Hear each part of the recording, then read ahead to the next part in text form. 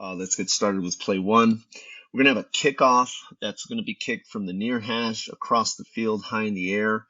And want to pay attention to this player right here. He is going to give a fair catch signal. And as the play goes, you see they retreat. He gives a fair catch signal. Then the ball is caught by another player. Let me rewind that for you so you can see it. He's going to back up, signal fair catch, but then another player catches it and play is allowed to continue. Now, by rule, this is a dead ball. A signal was given and the ball was recovered by the return team. So this play should be blown dead immediately. And the play is allowed to continue. And then after this play, the crew gets together and they discuss what happens. And they bring the ball back to the 40-yard line where the ball was caught and give it to the receiving team at the 40. So good job by this crew to piece this together. If we can get it on the field right away, that'd be better. And it's about who sees this signal. We have two officials in the area, our head linesman and our umpire. Both of you should have opportunity to see this fair catch signal, and obviously somebody did see the fair catch signal on the crew. Referee, since you are so far away and not much is happening in front of you, you have an opportunity to catch this signal as well. Either way, we got it right. We brought the ball back to the 40 and awarded it to the offense, and they were not allowed to keep this score. So good job on this play. Our second play this week involves a field goal that is blocked and ends up crossing the neutral zone. We're going to see here this field goal attempt is going to be blocked. It's going to land behind the neutral zone, and then it's going to kick forward and go beyond the neutral zone, and then is untouched in the end zone. And we do a really good job of covering the line here. I assume this is our back judge who realizes that the goal line is threatened, comes up and blows the play dead for a touchback, which is the correct call. Line of scrimmage official, we'd like to see you hustle down to the goal line on this, especially when you see that ball bounding forward, so we can rule this whether it's touched in the field of play or in the end zone. But we do a really good job of ruling correctly on this play. We have a field goal that is blocked and then crosses the neutral zone, which makes it a scrimmage kick, which means any scrimmage kick that lands in the end zone untouched by team B is a touchback. So good job of recognizing and ruling correctly on this play, guys. Play number 3 this week. We want to call attention to our slot receiver here on the trip side. We're going to put a little arrow on him so you can follow his action. We're going to get a call for illegal block in the back on this play. And while it is a foul, we want to look at the action and judge it against the entire play. So we have the illegal block in the back. We're not saying that this is not a foul, but if you look at the result of the play, he blocks him into the tackle. So this is what we want to talk about when we're judging fouls, is what is the material effect on the play? Yes, this is a foul, but the result is that the block pushed him into the tackle, and he makes the tackle. So think about this when you're calling these fouls. If he would push him past the runner and the runner would have been able to gain yardage off this block, then definitely throw the foul for illegal block in the back. But since he pushes him into the tackle, we want to lay off this as a foul. And if you throw your flag and realize what happened, you reacted a little too quick, just pick your flag up and explain to the referee what happened, and we move on with the play. There's nothing wrong with picking up a flag, especially for this type of play. There's no material effect on the play. Matter of fact, he helps him to make the tackle.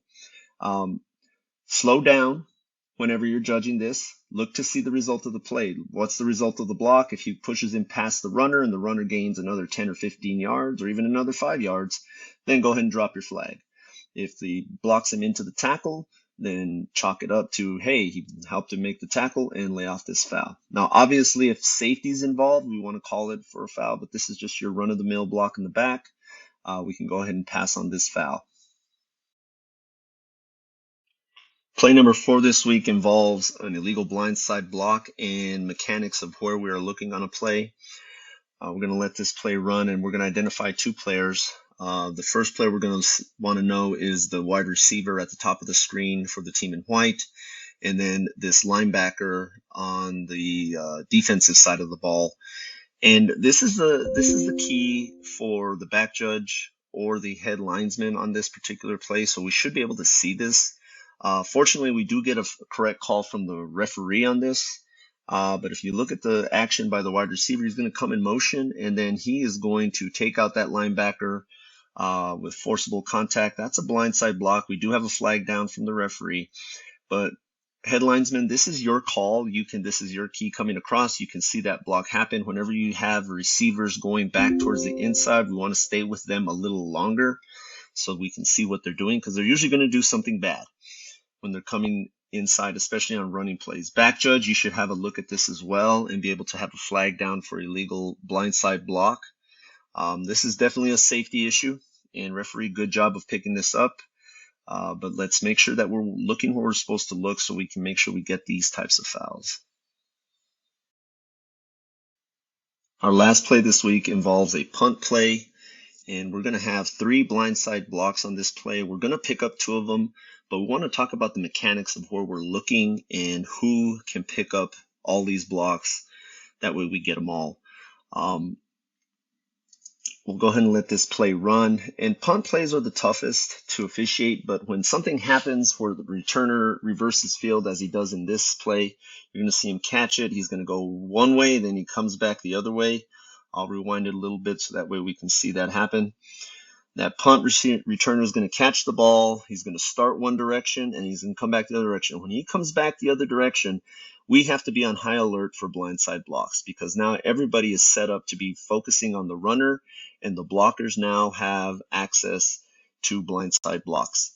So at this point right here, he's coming back towards the back judge, and the back judge, instead of looking at the ball, should be looking at blocks. Now, it looks like he might be looking at this block right here at the 40, which is okay. That's fine. But once he clears that block, we want to transition to the next block, which is going to happen right here. We're going to point that out. The back judge should be looking at this area, and our line judge is looking in the right area. He's going to pick up this foul for a blindside block that's going to happen in a second. Our umpire should be looking at second wave, which is this group of players here. And right here, we can see the second blindside block developing right here at about the 42-yard line, between the 42 and the 45. So I'll let it play, and you're going to see these 2 blindside blocks happen. We get a flag out. You can see both of them happen. We get a flag on the first blindside block way back there. So good job by the line judge for seeing this block. Back judge, we'd like you to be down on this as well. Umpire, not sure why we missed this one, but we missed it. But then we pick up this next blindside block right here. The referee should see this block. The umpire gets this block. Again, 2 flags should be down on this play. Referee, you really have nothing to look at but that block developing right there, right between the 25 and 35. The umpire sees the block and flags it appropriately. Both of you guys flag it appropriately. So we want to make sure that we get all these blocks. This second one is the one that we do miss. And umpire, we think you can pick this one up. Head linesman, you have a shot at this as well, although we'd like for you to be cleaning up the backside of this play. If you happen to see this one, great. If not, nothing on you. Umpire, this is right in your wheelhouse. We'd like you to get this one as well. Relatively good job of officiating on this play. We missed 1 of 3. I'll take 66% any day of the week. Good job getting these illegal blocks and flagging them appropriately.